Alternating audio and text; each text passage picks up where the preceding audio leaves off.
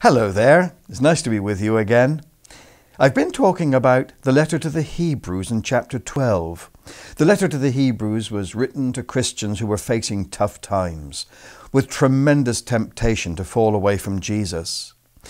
They were being tested by people who called themselves religious. They were being tested by the government and by society at large. Everything seemed to be stacked against them as true Christian believers. And so you can see why I say the letter to the Hebrews is something of a tract for our times. In chapter 12, the writer is talking about running the race of faith.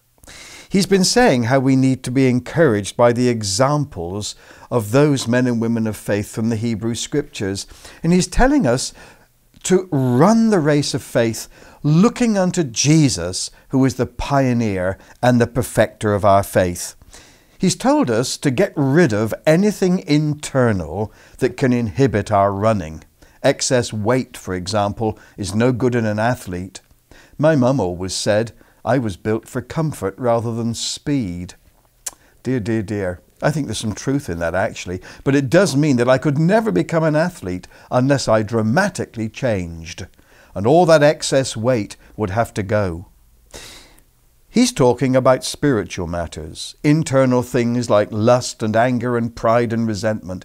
But then he goes on to talk about something else. He says, let's throw off everything that hinders and the sin that so easily entangles. Now that's external. It's a bit like a Roman trying to run 100 meters in a toga. Completely impossible. No.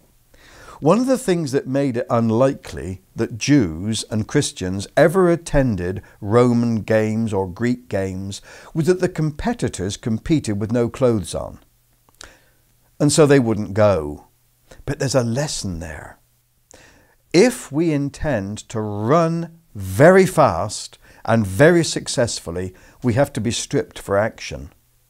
We have to get rid of anything which is going to interfere with our running the race. What sort of thing am I talking about? Well, in terms of our spiritual lives, we have to live free of things that militate against our witness.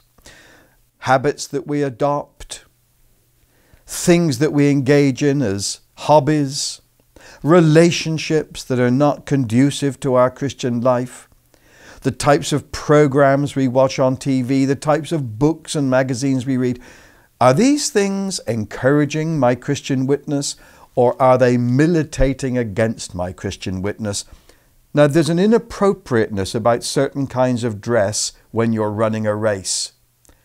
And that's true of our spiritual race too. Running the race of faith, we need to set aside all those irrelevancies in order to concentrate on the main issue, looking to Jesus, the pioneer and the perfecter of our faith. Hallelujah. It's encouraging, isn't it? Well, may the Lord bless you. Bye for now.